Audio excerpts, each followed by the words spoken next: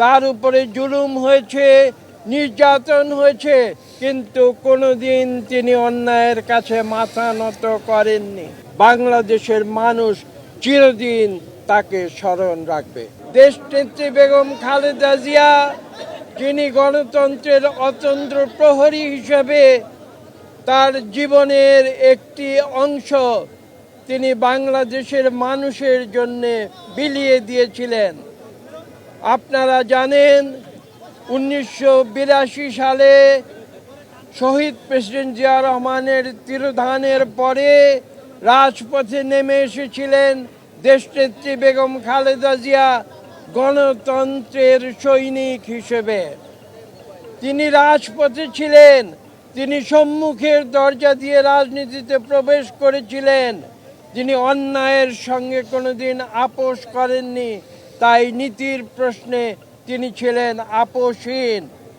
তার উপরে জুলুম হয়েছে, নির্যাতন হয়েছে, কিন্তু কোনোদিন তিনি অন্যায়ের কাছে মাথা নত করেননি, কোনোদিন আপোষ করেননি। তিনি যুদ্ধ করেছেন, তিনি রাজপথে যুদ্ধ করেছেন। যখন 2009-এর পরে যখন স্বৈরাচারী আওয়ামী লীগ সরকারে নির্যাতন, অত্যাচার, মিথ্যা মামলা তার উপরে নেমে এসেছিল, তখন অনেকে তাকে পরামর্শ দিয়েছিল যে আপনি কেন এই কষ্ট আপনি সহ্য করছেন।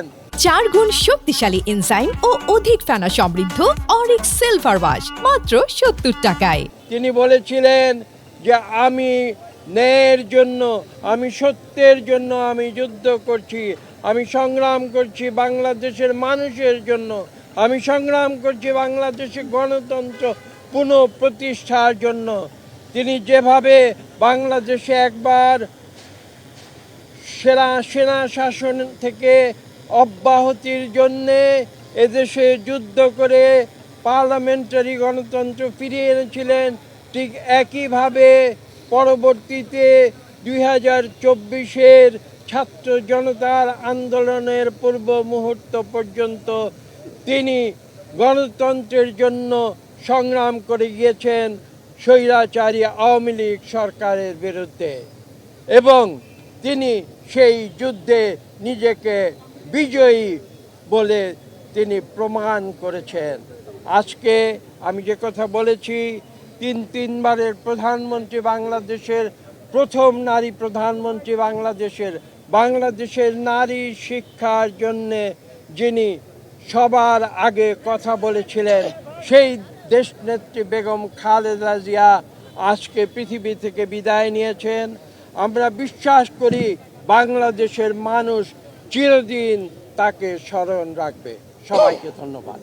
আপনারা সিদ্ধান্ত শিগগির জানতে পারবেন। আমরা কিছুক্ষণের মধ্যে আমাদের সভা আহ্বান করেছেন আমাদের জনাব তারেক রহমান। আমরা সেই সভায় যাচ্ছি এখন, এবং সেখান থেকে সমস্ত সিদ্ধান্ত নেবার পরে আপনাদের অবহিত করা হবে।